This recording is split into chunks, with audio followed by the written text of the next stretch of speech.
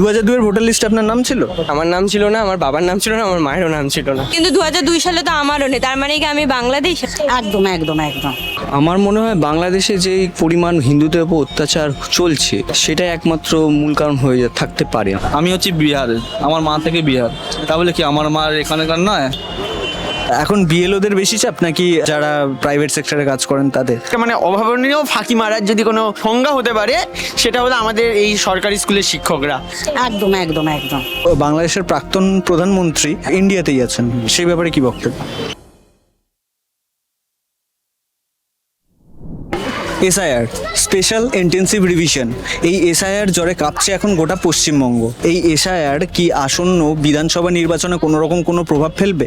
কিংবা আমরা যদি বিএলওদের কথাই ধরি, তাদের নাকি এখন বিশাল কাজের চাপ, এবং সেই কাজের চাপ সহ্য করতে না পেরে বহু বিএলও পথ বেছে নিয়েছেন। আর এই সমস্ত ব্যাপার নিয়ে শহর কলকাতার মানুষজন ঠিক কি বলছে সেটা আজকে আমরা জেনে নেব। চলুন আমার সাথে। এসআইআর ব্যাপারটা কি নাগরিকত্বের প্রমাণ? হ্যাঁ, নাগরিকত্বের প্রমাণ।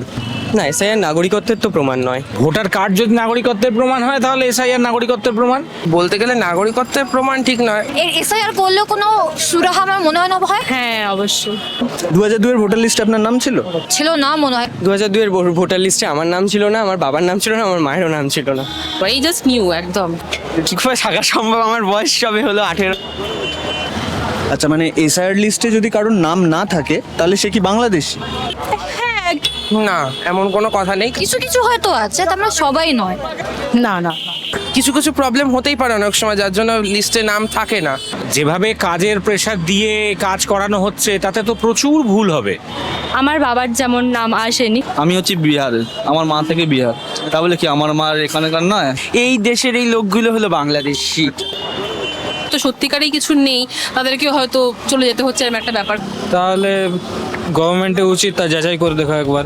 আচ্ছা, দিদি বলছেন যে মোদিজি এসআইআর করাচ্ছেন, ঠিক আছে, তো এই এসআইআরটা কি আসন্ন 2026-এর নির্বাচনে কোনো রকমভাবে প্রভাব ফেলবে? শুধুমাত্র এই বিএলও বা এই এসআইআর এর জন্য নয়, এরকম আরও অনেক রিজনস আছে যেগুলোর উপর প্রভাব পড়তে পারে। আমাদের পিএমকে সাপোর্ট করেন তাদের কাছে এটা ঠিকঠাক মনে হতে পারে, এবং যারা আমাদের সিএমকে সাপোর্ট করেন তাদের কাছে এটা নয়। তো একটা তো পার্থক্য আসবে। এসআইআর তো এত তারা কি খুব আমাদের দরকার ছিল, যেখানে আমাদের অর্ধেক দেশের লোক আজ অব্দি ইন্টারনেট ইউজ করতে জানে না, সেখানে কি খুব প্রয়োজন ছিল আমাদের এত তাড়াহুড়ো করার? মেন টপিক যেটা সেখান থেকে সরে গিয়ে যাতে অন্যভাবে ঘোরানো যায়, সেই কারণে প্রত্যেকবারই প্রবলেম ক্রিয়েট করা হয়। তো এটার মধ্যে এসআইআরও একটাই। আর এসআইআর ব্যাপারটাকে এখানের লোক অত গুরুত্ব দিচ্ছে না। হিসাব মতন তো তারা আমাদের ভারতীয় নাগরিক না, কিন্তু তারা তাও ভোট দিচ্ছে। এটা তো রাজনীতিতে প্রভাব ফেলবে, জনসংখ্যা কমে যাবে। ধরো এসআইআর এর লিস্টে যদি কারোর নাম না থাকে তাহলে তাকে কি বাংলাদেশ পাঠিয়ে দেওয়া উচিত? একদম একদম একদম। একদমই নয়, একদমই নয়।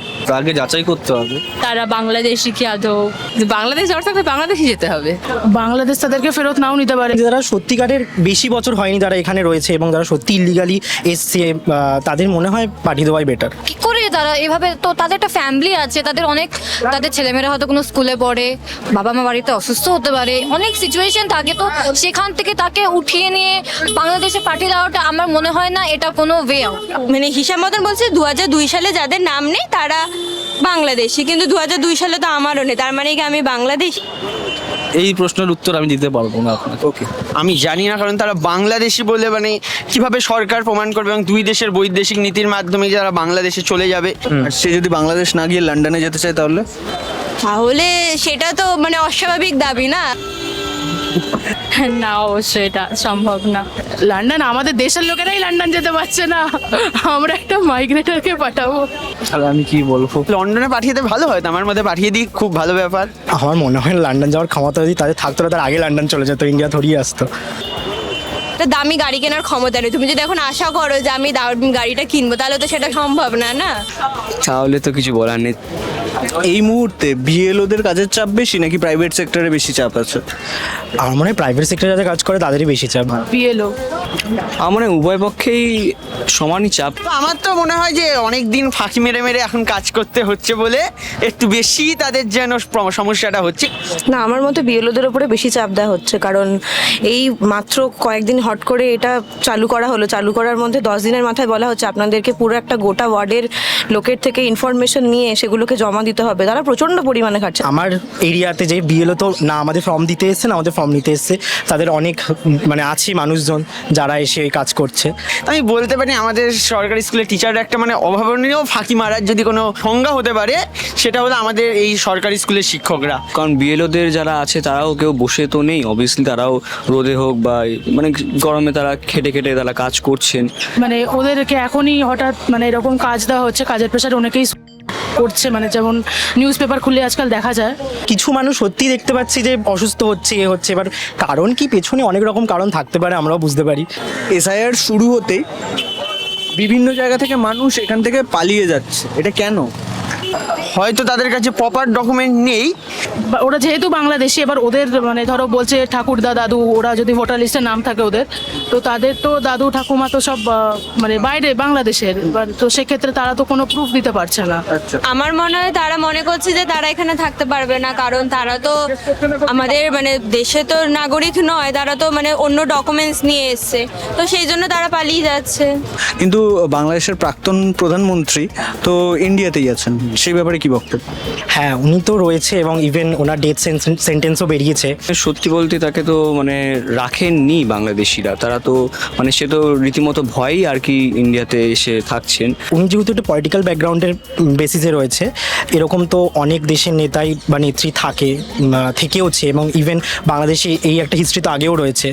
এত সংখ্যক বাংলাদেশি ভারতে আসার কারণ কি?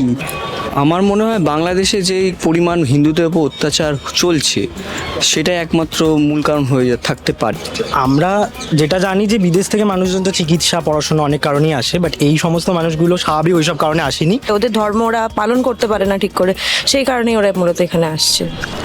আপনারা আজকে দেখলেন এসআইআর নিয়ে শহর কলকাতার মানুষজন ঠিক কি বলছে। আপনারা থাকলে এই প্রশ্নগুলো ঠিক কি উত্তর দিতেন তা কিন্তু কমেন্ট বক্সে জানাতে ভুলবেন না। আর কি কি বিষয় নিয়ে বক্স পপ দেখতে চান সেটাও অবশ্যই আমাদের কমেন্ট বক্সে জানাবেন।